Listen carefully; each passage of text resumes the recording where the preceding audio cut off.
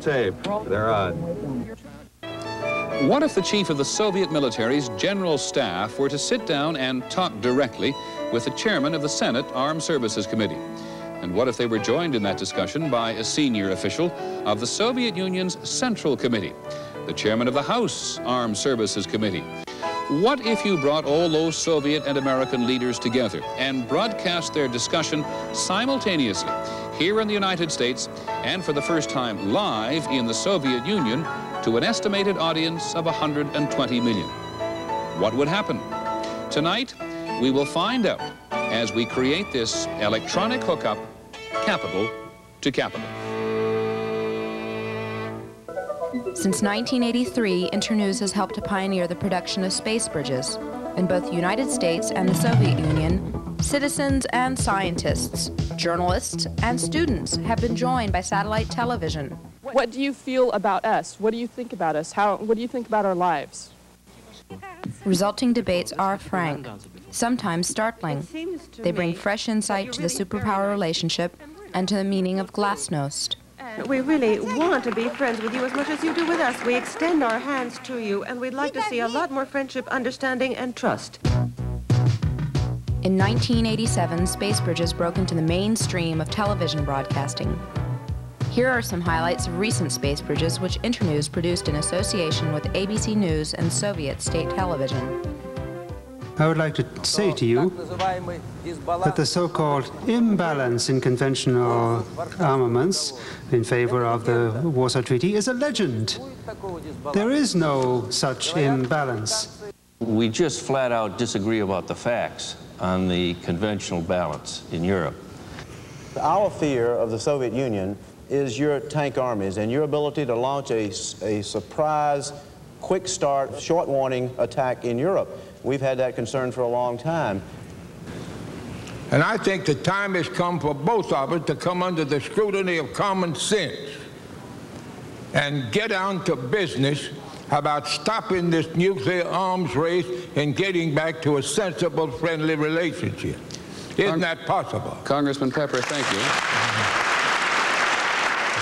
Capital to Capital was seen live in both countries by an estimated audience of 150 million viewers.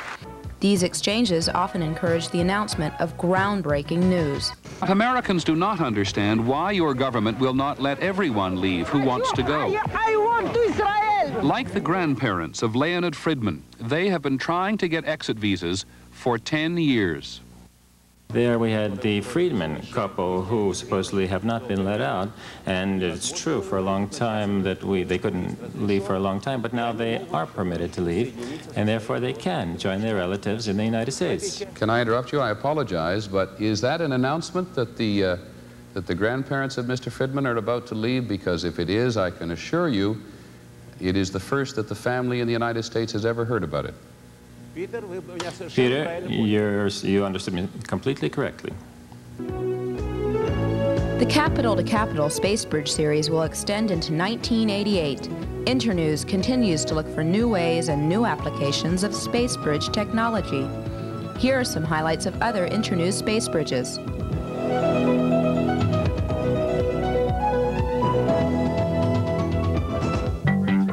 The member-supported Planetary Society sponsored the Together to Mars Spacebridge. The aim, to stimulate interest in possible cooperative missions, uniting Earth's two most accomplished spacefaring nations. There were satellite up and down links in both countries, multiple cameras and crews, teams of simultaneous translators. This program presents some of the most unique events of that day. Now, may I press a little further as to how you would go about looking for these hypothetical Martian organisms? I believe one of the most important targets should be the subsurface layers of the soil. It is the planet which has the resources that would be required if we are to learn to live off the land in space. It was both a technological and a political wonder, with 7 countries on 5 continents linked by two-way satellite television. Each leader watched in his own country, connected by satellite.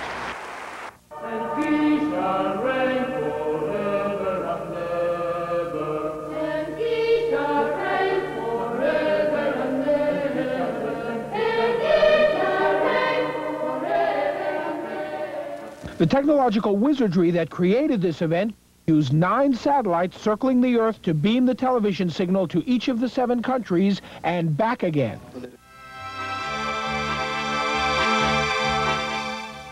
What is the city of Gorky, and what is it used for?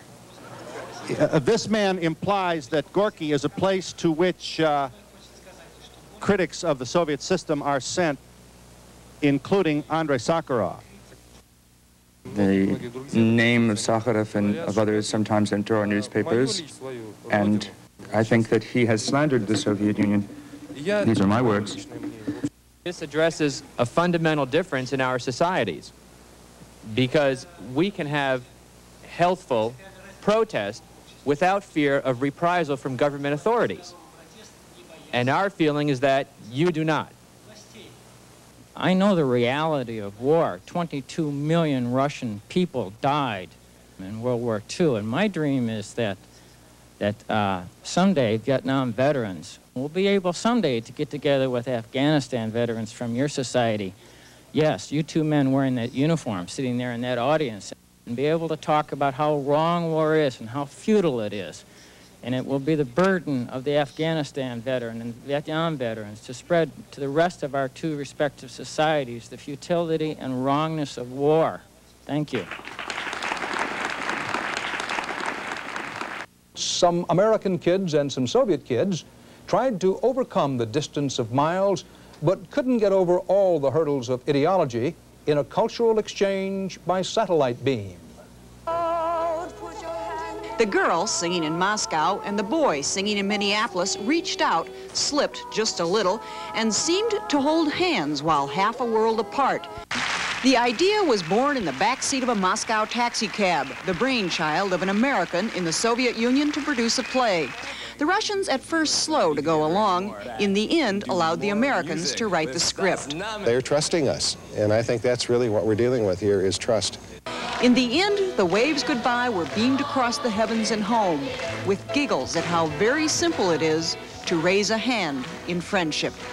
Karen Boris, CBS News, Minneapolis.